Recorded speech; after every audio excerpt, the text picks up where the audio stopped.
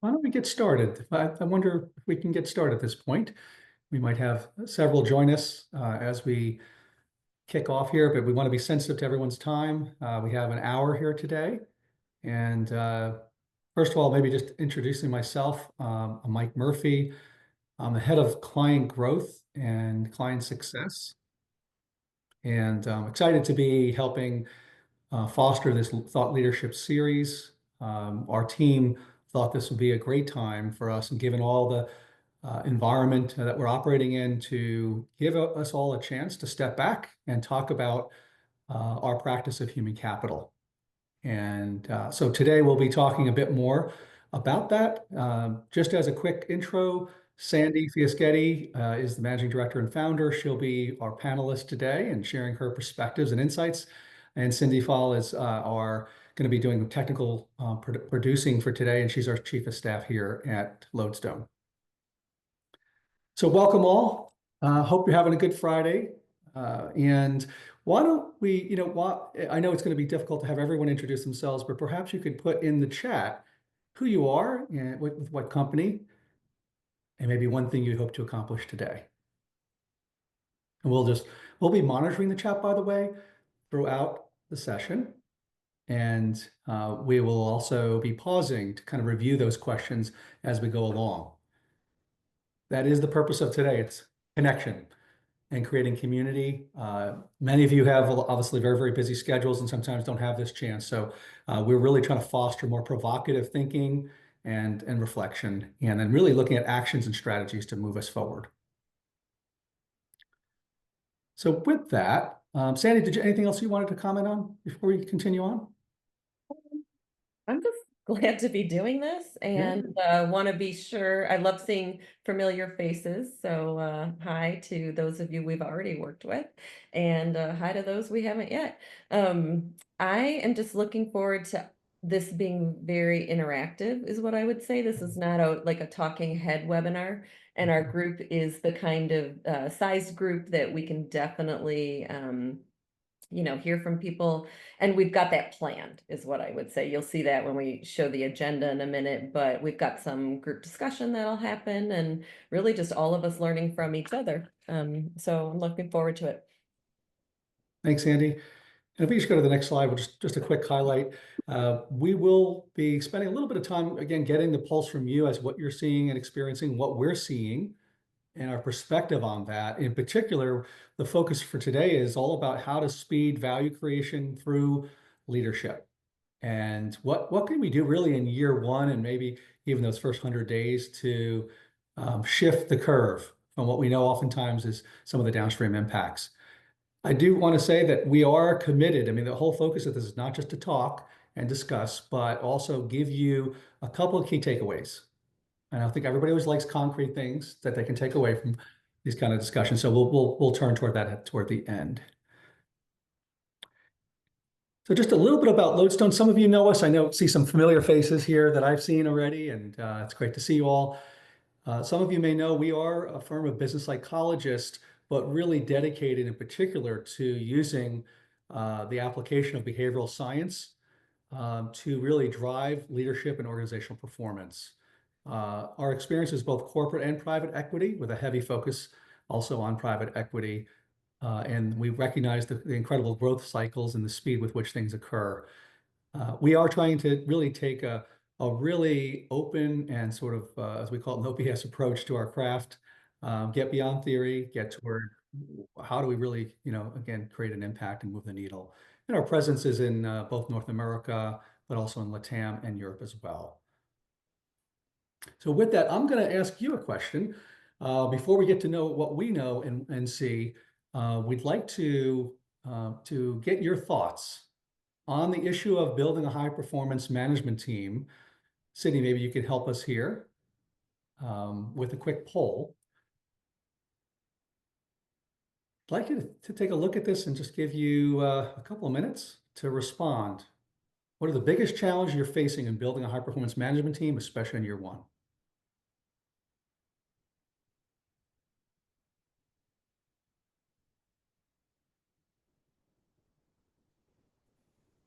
Can we pick multiples? Yes.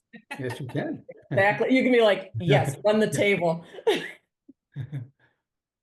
And if anyone's like me and you have two screens going, mine popped up on the second screen. So if you're not seeing the poll, look there.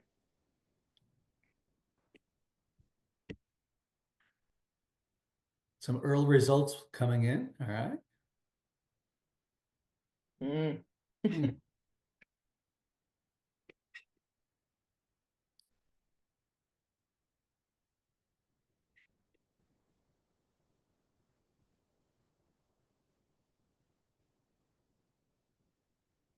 Maybe give it another 10 seconds.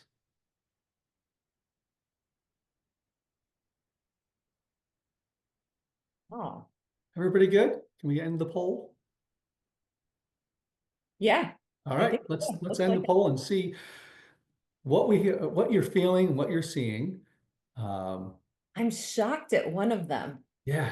What's Um, that, Sandy? And share a little bit more. Yeah. so I'm shocked that everyone feels like the board and the management team are in lockstep and there's no issues there. I will say that isn't necessarily what I've always seen in places, but um, as expected, the rest of these kind of run the table. But the biggest one, right, about finding out, hey, this leadership team that we were so excited about and we backed, they might not be quite equipped to drive growth like we thought. So I guess for me, that leads to thinking about why didn't we know that? And then what can we do since we're here to go about fixing that? So Yeah. I Maybe can it's do, can I just, it's me, I don't think, and I can't speak for everyone, I can speak for my answer. yeah. yeah. I don't think we ever have like a lack of clear expectations between the board and the management team, which I think is how I interpreted the question. Mhm. It's very clear, it's documented, it's very clear, there's goals. Doesn't necessarily mean we're in lockstep, it just means it's clear. Got it. Okay. Good I can only point. speak from my, Yeah. Yeah. Yeah. Yeah. Other thoughts? Come off, Mike. If you I, feel free to, since we want some interactive dialogue here. So, any other thoughts on what you responded to or yeah, comment? I would say that I chose that because I probably have a different view. I wouldn't necessarily say our expectations. Sandy, you're completely right. Like the board management team, I think there's a lot of cases, probably majority, where there are differing views of what those things are. I answered it as like, what is the most challenging piece of that? And I think for us, it's less of like we're founder friendly and we typically back that management team, mostly because we take the stance of like they've operated this business. We're not experts in that.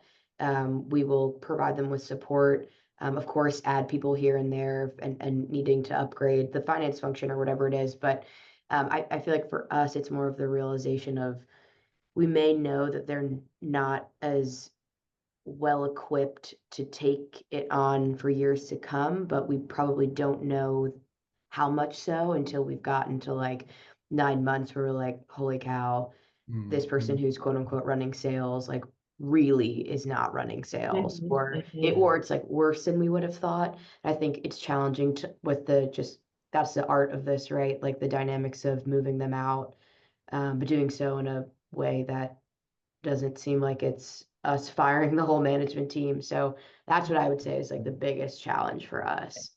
That makes sense. That makes sense. Cool. Thanks. Anybody else have any other thoughts or comments that sort of were top of mind for you? And anything, maybe a comment around a different challenge that you wanted to comment on? All right. Well, certainly again, feel free to jump in as it makes sense. Um, and Sandy, maybe I can turn toward you to really think about, first of all, some of your reflections, which you've already shared, but when you think about, I know you've been doing this for a long time in private equity and working with portfolio companies, um, both internal and as obviously your own consulting firm. When you look at building a high performance management team in year one, what are you seeing? I might build on what has been shared here, but anything different also that you're seeing as key either challenges or maybe missed opportunities Yeah. yeah. Yeah. I think a couple of things. One, what I've been seeing over the last few years is that um, the focus has kind of gone the same way the focus of the role of the human capital person in private equity has gone. And what I mean by that is a few years ago, it was all about let's search for the right people to make this happen. And then it became let's assess really critically, because we got people who understood assessment coming in. Let's assess who it is who should be sitting in these seats. And now I see a maturation that looks beyond just put somebody in a seat and assess that they have skills. It's really looking more at how do we assess this team that we got and any newcomers that we might need to add to it, given like Maddie's comment of, oh, maybe we do need a new head of sales or whatever, because this one isn't cutting it. How do we assess what we've got? How do we align them? And this gets to that point about, yeah, our deal teams might set clear expectations in their minds on their paper, but maybe they're not fantastic at change management and getting buy-in and involving people in really being aligned in spirit and in action, not just nodding their heads. So people are moving toward like assessing, aligning, and then advising. There's all this work around more and more operating partners coming in. And it's almost like I see kind of a tale of two cities. They're kind of two camps of firms. There are the folks that say, okay, we close this deal. We have to rush into the value creation plan. You know, fast is where we need to go. Fast is best. Run, run, run. And then there are the other folks who have maybe learned through the speed bumps of experience that you can say it's on paper and say the expectations are clear, and you can tell people to run off and do all the value creation plan levers. But if you don't stop and do that assessing, aligning, advising around the people, it is going to slow it down. It's this whole, you have to go a little bit slower to go faster. And some people miss that. And it reminds me of like roughly 1,000 years ago when I did marathon training. People who didn't know what they didn't know would come out in the first couple of miles way too quickly. And if you stop and get yourself set and like you have all your equipment right and you get where you need to be and then you pace yourself, you actually have a faster time. And I feel like people are starting to realize that. But the issue is, you know, the value creation plan by design has all these competing multiple priorities in it. And it's just hard to juggle those multiple priorities in 1 year.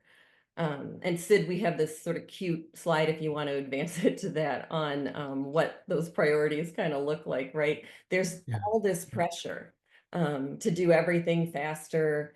And I think some of what gets missed is people think the human capital stuff is additive and like, oh, we can't bother them with this because they're trying to, you know, do all the value creation plan initiatives instead of really thinking about how is the human capital work going to enable the value creation plan. Does that make sense? That's such a key point.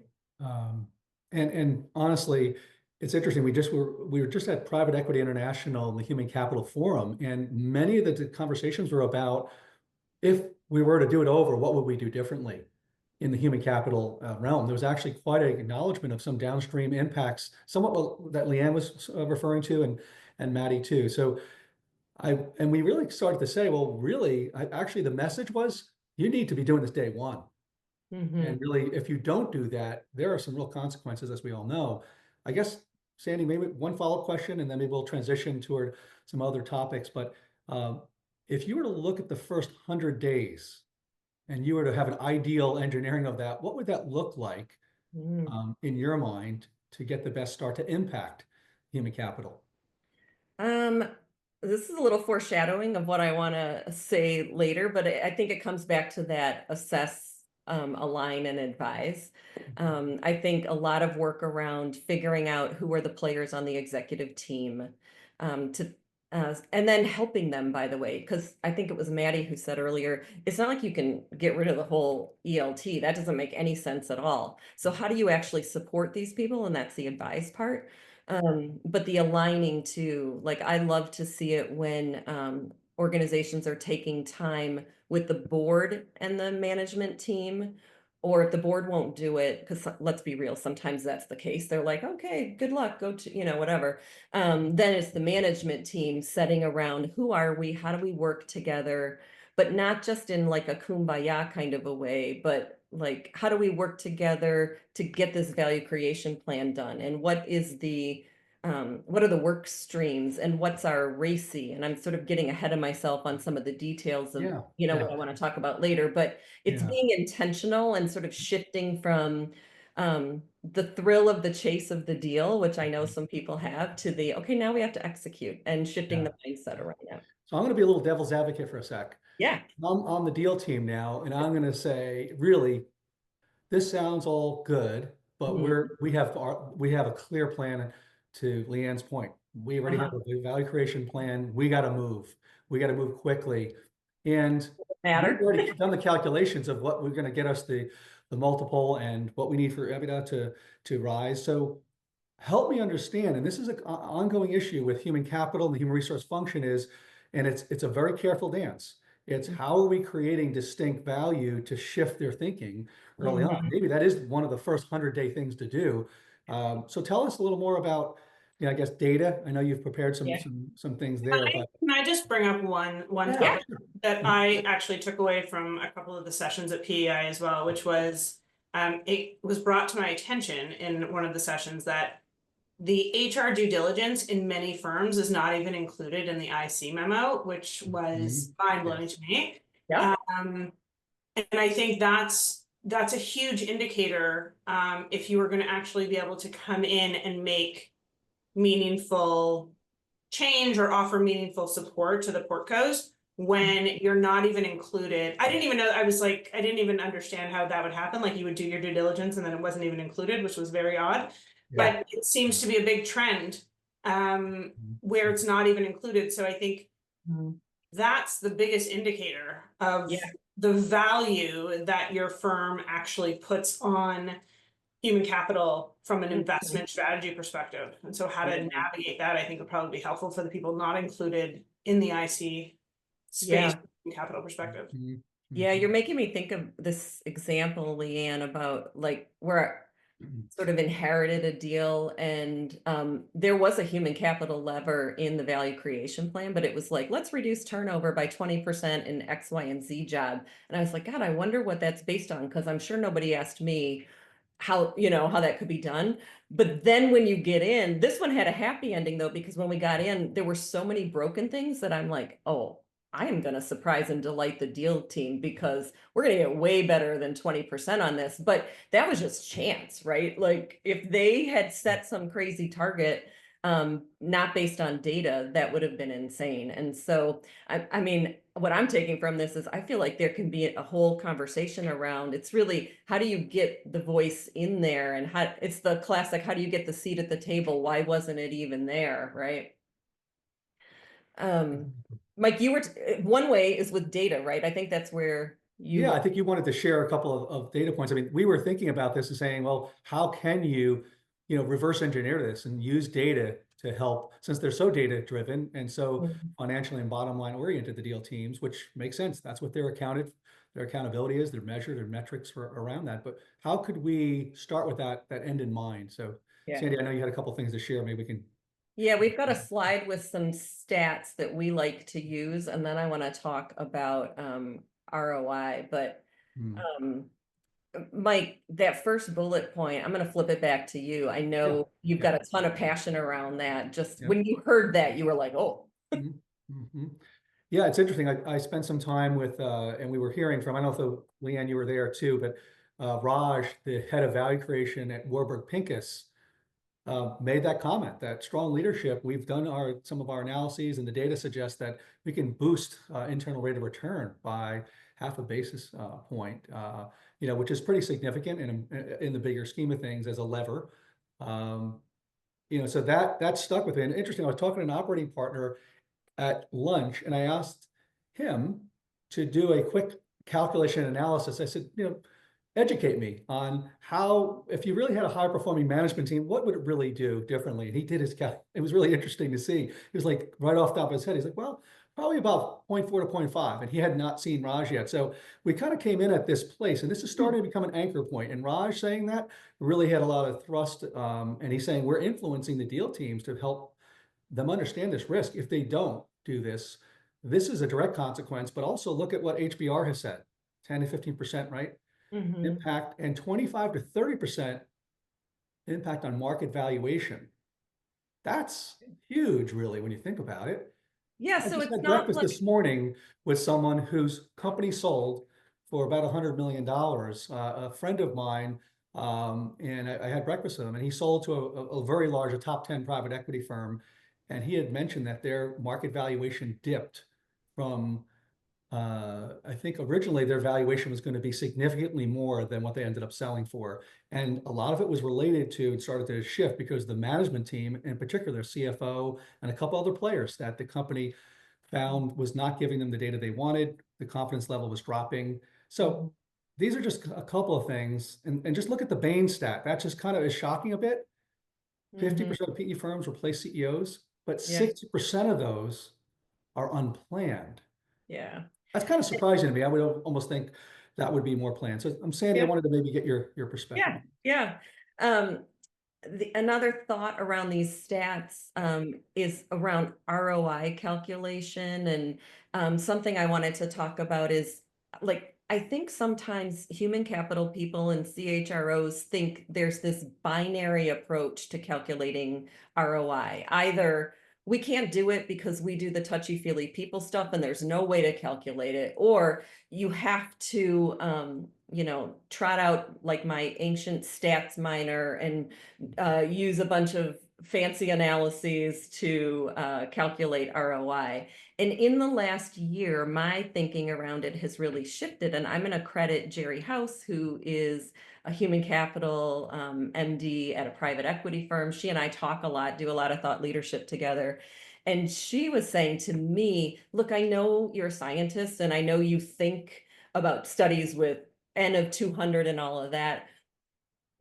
I could promise you the finance people aren't doing all of that. Like, they're making assumptions. They're just saying what their assumptions are and think about ROI that way. And so I almost had this like guilt over, like, well, we calculated the ROI of this, but it's 4 digits. There's no way it can be right. But yeah, there is a way it can be right, and you just state your assumptions. I think about one story where we did a CEO transition from founder to new CEO, and the touchy-feely part of helping that founder leave and feel good about the legacy that he left, and who was stepping in, and the way they did the transition in front of the organization, and just a lot of lovely things that happened in that story. And then the team effectiveness work that we did at the beginning with the ELT, with the new CEO. And I just remember asking the deal team on it, what do you think all that was worth? And they said, we would have lost the chief revenue officer if that hadn't gone that way. He would have walked. And he's responsible for 5 million of what we're planning. And so, all right, maybe we wouldn't have lost all 5 million, but I'm going to say, Sandy, we would have lost 75% of it. And then we would have lost the replacement cost and the time that goes with getting that new person in. And so, yeah, you very quickly can have a huge ROI when you ask people those questions and just state those assumptions. So I guess my advice is, don't shy away from showing that kind of stuff because it speaks in their language. But involve them in the process. If you get them to say, this is what I think it's worth, it's kind of hard to argue with. Yeah, great point.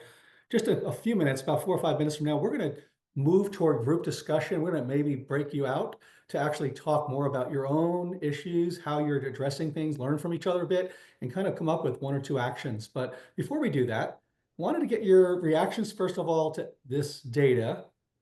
And second, what are you doing to build the assumptions and business case? Anybody want to share either what are you doing or any reactions to this data?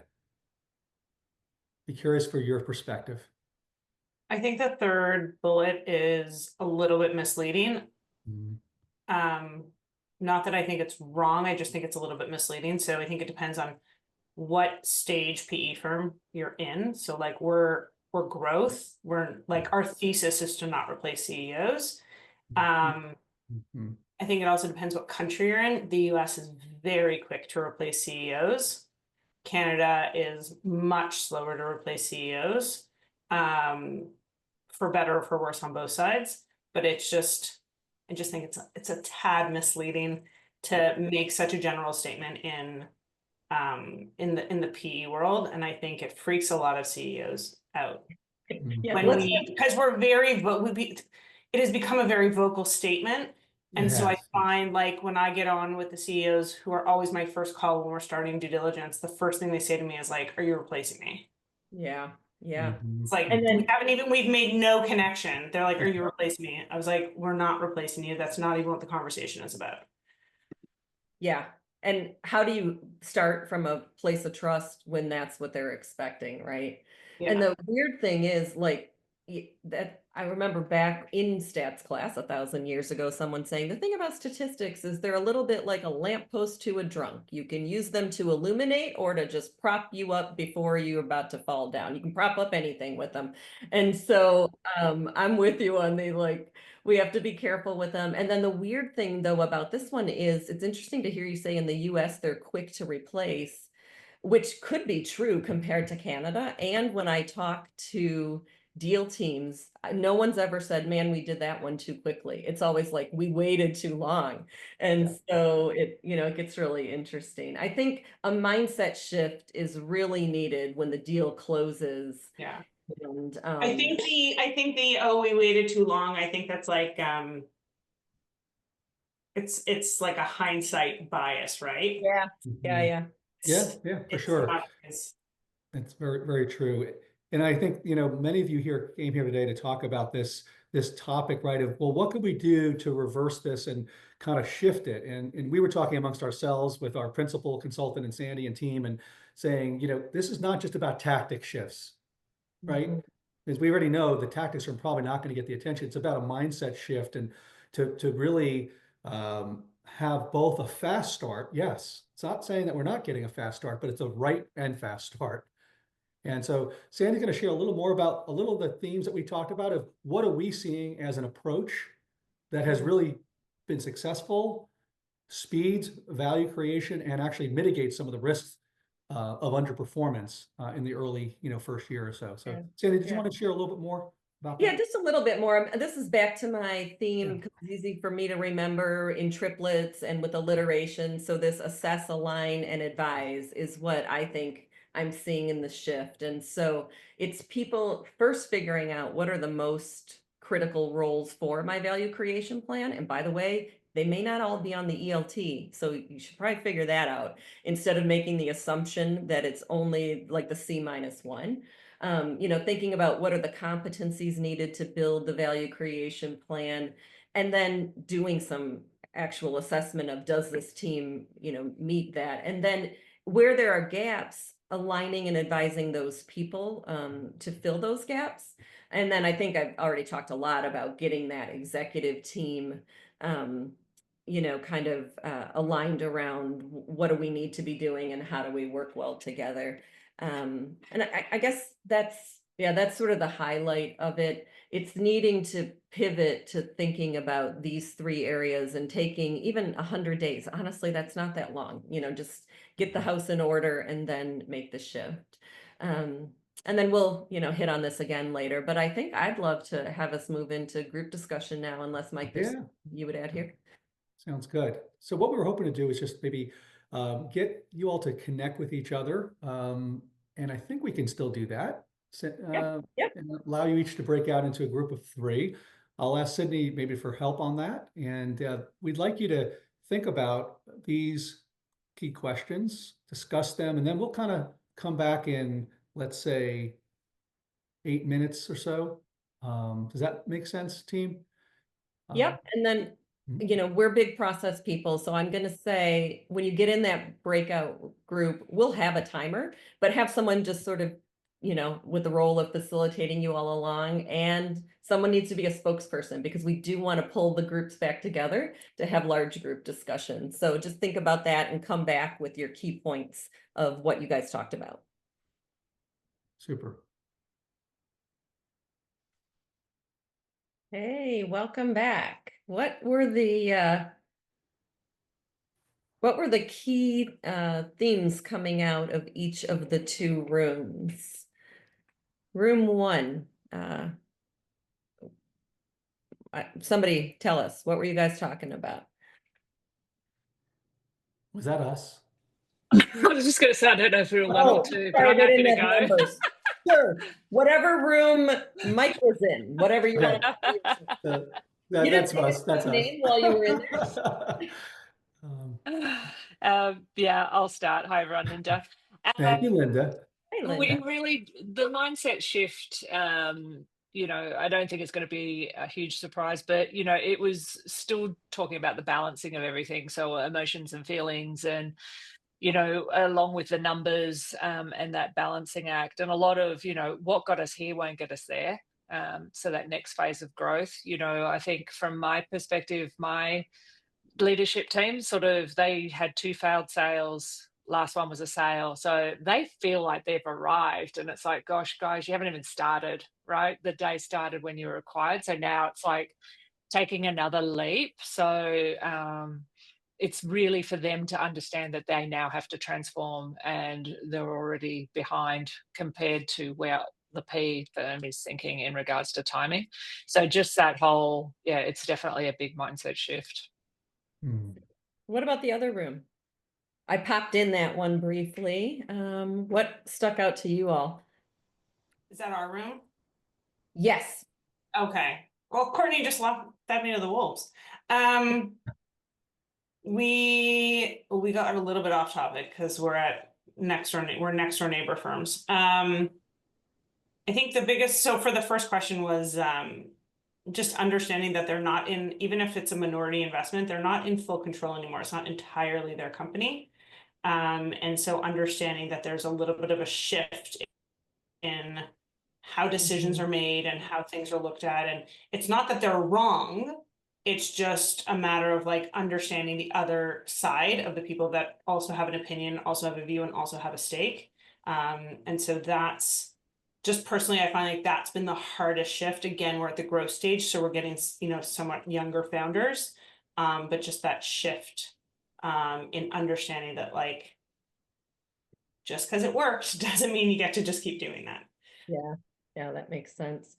We wanted, thank you all for doing that and for playing in your rooms and coming back and sharing. We wanted to share a tool, maybe it's one you already have, but just in case you don't, on the next slide, we've got this tool that we use when we think about how do you get impact. Linda, I know you've seen this and you've seen it from me recently, but maybe it's new to the rest of you, but this works in a lot of scenarios where you're trying to talk about how do you overcome change resistance, and just as a mental model, right? Like I don't expect anyone to literally do the math of these, but here's what I would say. If you want to overcome change resistance, because that's what's going to happen when all of this change comes in and you've got new leadership, you have to be thinking about dissatisfaction, vision, and first steps. And if you buy the premise that this is a multiplicative model, if any one of those goes to zero, that whole side of the equation goes to zero. So you need all three. And so painting the picture of dissatisfaction, like what is missing? What's your, you know, holy discontent about the situation here? You can still do it in a positive way of like, well, we want to grow to this and we're not there yet. Okay, you're dissatisfied then because you're not there yet. Then you need a vision for where to go. So we're going to have this value creation plan, but you have to have some key first steps right away. That's true for changing people's minds. It's true for setting up a value creation plan. So just wanted to it's true for convincing your deal teams maybe that you need to be sitting in IC with your human capital diligence. You know, how do you overcome them is find what their dissatisfaction is, have a vision for what could happen, and then have a key couple of first steps, like here's a ROI study, or here's how this has worked someplace else, and here's I'm going to go and try, I'm going to sit here and try to add my point of view and see what happens with that. So we wanted to share that with you. The other thing is, of course, you know, this whole assess, advise, align, we see it happening. Obviously, we have a point of view on what is the best way to do it. And so wanted to take just a couple of minutes to share that with you. And so on assessment as the first leg of this stool, or the first part of this pie, whatever you want to say, you know, we're a firm of organizational psychologists. And I always say industrial organizational psychology has fantastic science and has a marketing problem. And I say that because there are a lot of people out there in the world of assessment that are general management consultants, they're clinicians, and you can get information from those, you can. But when there's an entire field that is all about the study of behavior at work and the science behind it, I'm just going to say boldly, it's not just Lodestone, but people in this field are the people who can give you the best assessments. So thinking about things like, how do you use leadership inventories? I know Hogan is popular. That is the gold standard that we use for that. We use a 3-hour business simulation. We had no idea the person couldn't deliver on go-to-market if you put them through a simulation where you make them show those kinds of things. And we combined an interview with that in the assessment phase. Usually when we're doing this bundle, we're talking about what are the handful of key roles. It could be the whole ELT, but it could be the CEO and the CRO and the CFO, and maybe someone lower in the organization, but assessing who that team is and using science to do that, and reviewing those results with the people and with the key decision makers.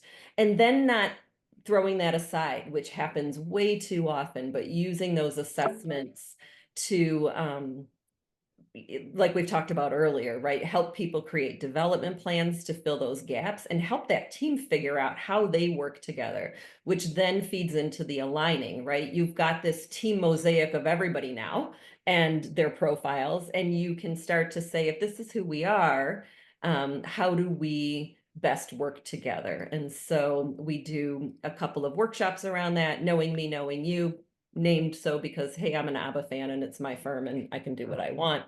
And this concept of like, if this is who we are as a team, who is that? And then what's our so what? We cannot keep busy executives in, let's all look at our navels and our personality profiles, but what does this mean for our decision making? How do we change the way we make decisions? Who might we need to bring to this table because there's a missing piece of our mosaic?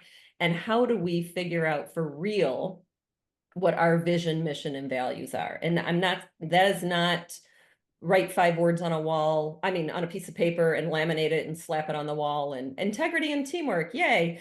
But really getting into behavioralizing with the executive team and through the rest of the organization. If we say resource stewardship matters around here, that means we fly coach, or whatever, the value is. You have to tie it to behavior. And then, yeah, I think that's what I would say about aligning. We do this knowing me, knowing you, vision and values, and then behavioralizing those values.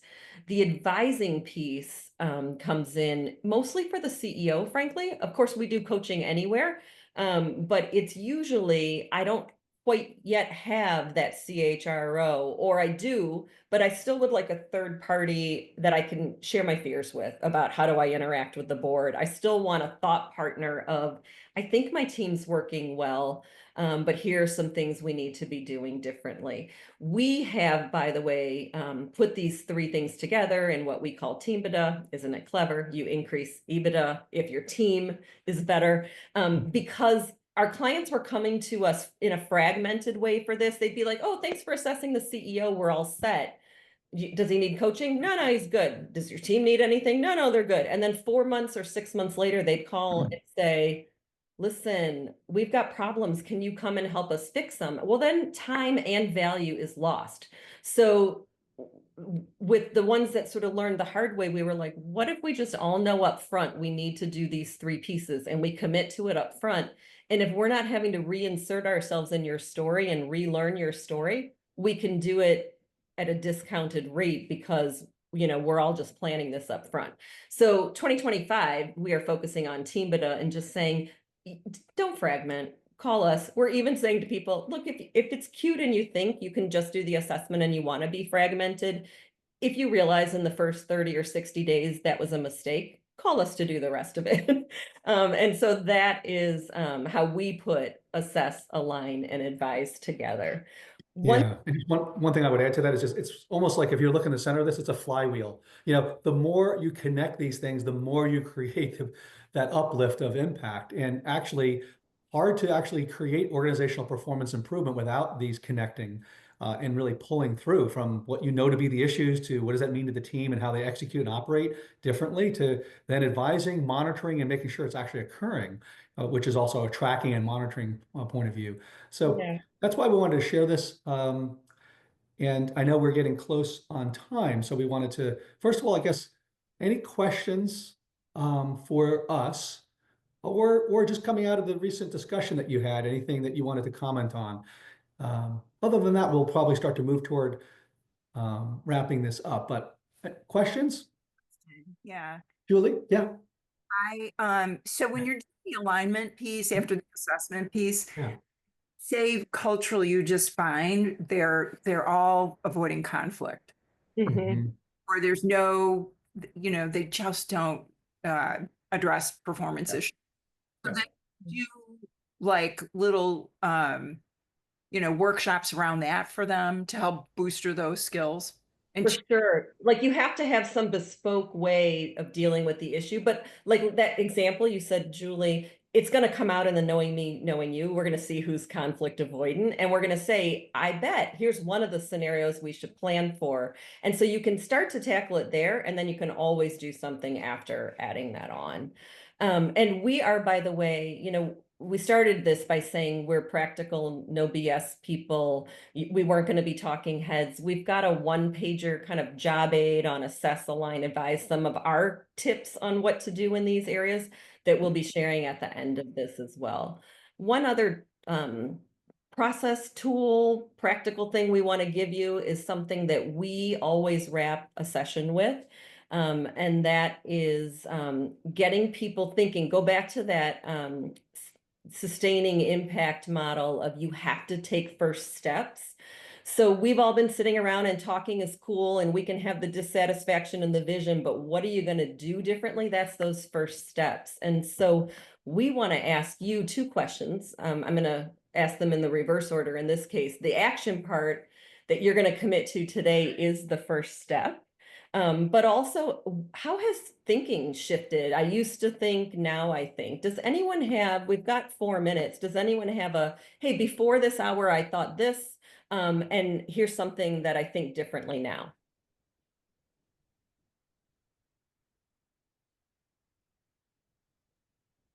Don't be shy. Leanne, any changes in thinking for you? I used to think this, now I think. I mean, I spend a lot of my life, I used to think, and now I think. I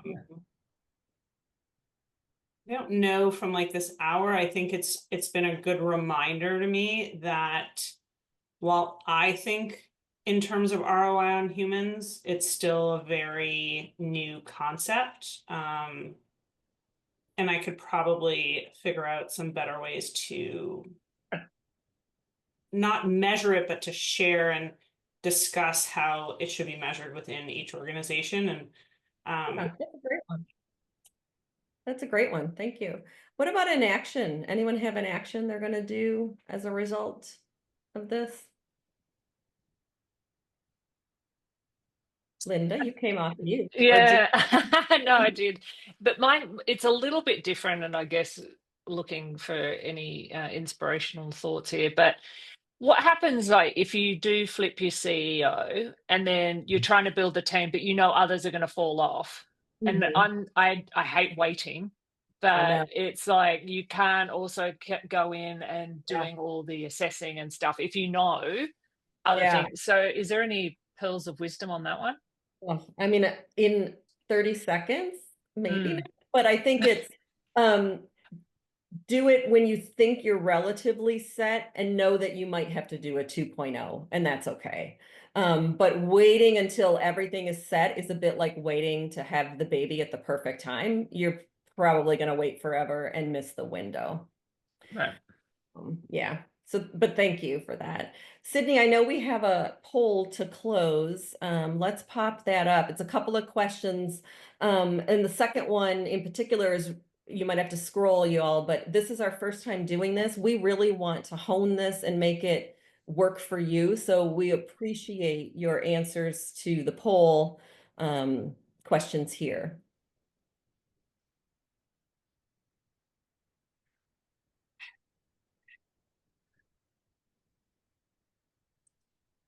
Just want to say I very much appreciated that this was like Mm, a group session and not just being talked at. Oh my gosh, I mm. would have lost my marbles. I was like, Yeah. we Yeah. can't do it that way. So I sign up for a lot of these in hopes that like I'm gonna be able to walk away with just a couple of tidbits here Yeah. and there. Mhm. And this is the first one where it's actually been interactive. So Yeah, thank you. Courtney and I have already connected and we're gonna have a coffee. So I love that. That's what it's about, right? That's great. Yeah, appreciate the feedback. I mean, that's exactly what we're focused on, is really about the thought. That's why I wanted to create a series here. We will do another one, but we want to actually get your input on this. Does this really make sense? Is it worthwhile for you, for us to mutually invest in this? This is something we're investing in, that what we think is helpful to have the community and the forum, the community of practice, and have a place for you all to plug in as appropriate. So, Awesome. Thank you guys for joining us in this. You'll get the recording and the job aid just as soon as it all gets wrapped up nice and tidy for you. We appreciate it. thank you We'll see so you soon. much. Yeah, Thank you you. bet. yeah, Thank you. Thank thanks you. everybody. Take care. Have a good weekend.